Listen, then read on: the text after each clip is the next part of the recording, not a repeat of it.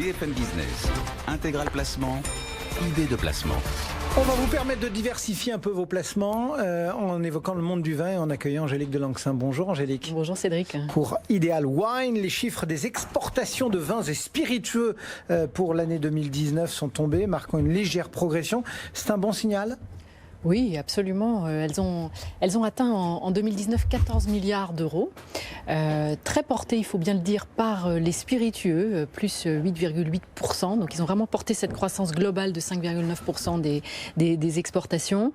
Deux très bons signaux. Le premier, c'est que les vins et spiritueux français restent très très recherchés et continuent à faire rêver le monde entier. Et deuxième point très positif, ce secteur représente toujours le deuxième élément positif de la balance commerciale, derrière l'aéronautique, deuxième poste. Donc ça, c'est un motif de satisfaction et de fierté. Deux points quand même d'attention, c'est que cette croissance, elle a en fait été portée principalement par la hausse des prix, dans des volumes qui sont eux-mêmes restés relativement stables. Autre point d'attention, attention à l'effet trompe-l'œil de ces chiffres. Pourquoi un effet trompe-l'œil ? Un effet trompe-l'œil qui est important parce que en fait, beaucoup de commandes qui ont été passées en 2019 peuvent être considérées comme des commandes d'anticipation dans un contexte de commerce mondial extrêmement agité. Et d'ailleurs, à cet égard, c'est surtout le premier semestre qui a été très favorable. Notamment avec les États-Unis ? Et notamment avec les États-Unis, absolument, puisque les opérateurs américains, notamment les professionnels acheteurs de vin, ont anticipé, ont stocké dans la perspective d'une imposition de taxes à l'importation qui ont été effectives à partir du mois d'octobre. Ça s'est vu aussi pour l'Angleterre, par exemple, avec le Brexit ? Oui, alors, juste les États-Unis, déjà, ils ont stocké des vins très cher en fait, puisque on a vu une augmentation des exportations de 5% en volume, 5,5% en volume et de 16% en valeur. En Grande-Bretagne, on a un phénomène qui est un peu moins fort, plus 4,4% en valeur. Les Anglais ne sont pas très inquiets, sont assez pragmatiques et s'en sortent très bien en fait avec leur Brexit. Bon, donc là on a parlé des États-Unis et de la Grande-Bretagne, le reste du monde, l'Asie notamment, qui joue aussi un rôle important dans ce monde du vin. Oui, alors l'Asie a des années difficiles, l'enchaîne. Alors si on parle de la Chine et plus particulièrement de Hong Kong, qui est le hub d'entrée pour les grands vins en Asie.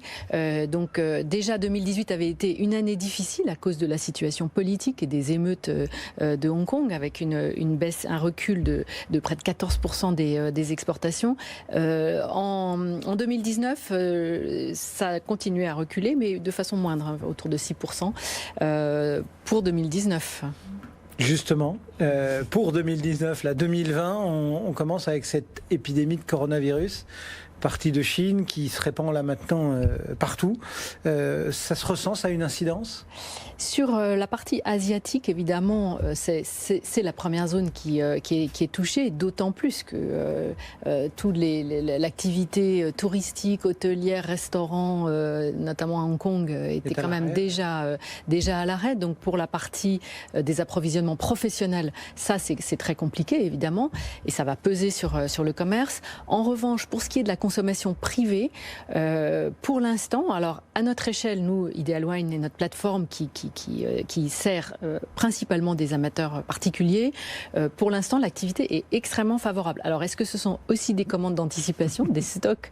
Je ne sais pas. C'est compliqué de le dire. Mais par exemple, pour le mois de février, sur la partie enchère, l'activité, les ventes en Chine ont été extrêmement favorables. D'un autre côté, ils sont cloués chez eux, il faut bien qu'ils s'occupent. Absolument. Et même d'une manière générale, puisque nous ne vendons pas que des enchères, c'est plus 30% sur cette zone. Ouais. Donc, pour l'instant, c'est pas flagrant. Sur le marché, d'une manière générale, c'est très certain. On a déjà entendu des groupes de luxe qui ont annoncé, LVMH, dont le titre a reculé depuis le début de l'année. C'est un titre, évidemment, avec les ventes de champagne et de spiritueux. La Chine est un marché stratégique pour des marques comme celle du groupe LVMH. Et là, c'est sûr qu'il y a un sujet pour les professionnels. J'imagine aussi que le monde du vin, il vit aussi à l'occasion de grands événements, de grands salons.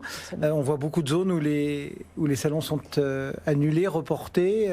Oui, alors ça, les annulations-reports s'enchaînent et c'est sûr que ça pèse sur le dynamisme des échanges commerciaux.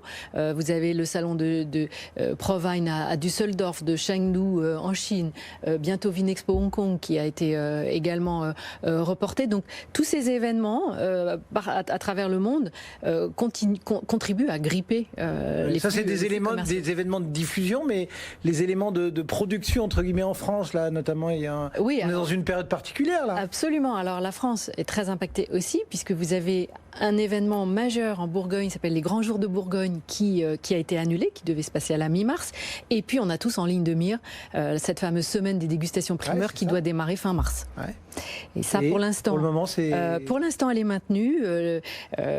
Malgré les rumeurs, elle est maintenue. Les organisateurs suivent de très très près les consignes de sécurité et l'évolution, évidemment, de la situation. Ça aurait un impact parce que les primeurs, on sait qu'ils ont un rôle particulier, notamment quand on veut parler de cave patrimoniale. Enfin, oui, alors évidemment, il y a de bonnes nouvelles à annoncer. 2019 est un très beau millésime, mais pour les annoncer, il faut avoir des gens pour recevoir ces nouvelles. Aujourd'hui, avec précisément ces annulations des autres salons, vous avez un circuit traditionnellement pour les amateurs qui arrivent du monde entier. Ils passent par l'Allemagne, ils passent par Vinitaly aussi, qui est également reporté, et ensuite ils arrivent en France et ils terminent par les dégustations primeurs. Or, cette année, vous n'avez pas de Chinois, ils sont bloqués par le coronavirus, donc ils ne se déplacent pas. La Chine, c'est quand même le premier marché à l'export des vins de Bordeaux. Vous n'avez pas non plus les Américains, deuxième marché à l'export des vins de Bordeaux, qui sont absolument échaudés par les risques d'augmentation des taxes encore. Pour l'instant, on est à 25% d'augmentation des taxes, mais on est sous la menace d'une augmentation encore plus forte. Donc les Américains ont déjà annoncé que cette campagne primeur, ils n'y participeraient pas trop. Donc quand le spectre des visiteurs se diminue... Ça veut dire qu'il y aura des opportunités alors ça c'est certain. Aujourd'hui, on voit bien qu'on a sans doute moins d'intérêt et de regard sur cette région de Bordeaux.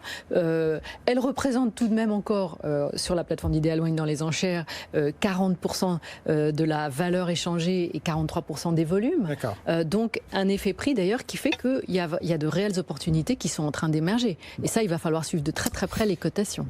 Eh bien, on va regarder tout ça grâce à vous aussi, Angélique de Lanxin, donc pour Ideal Wine. Merci Angélique.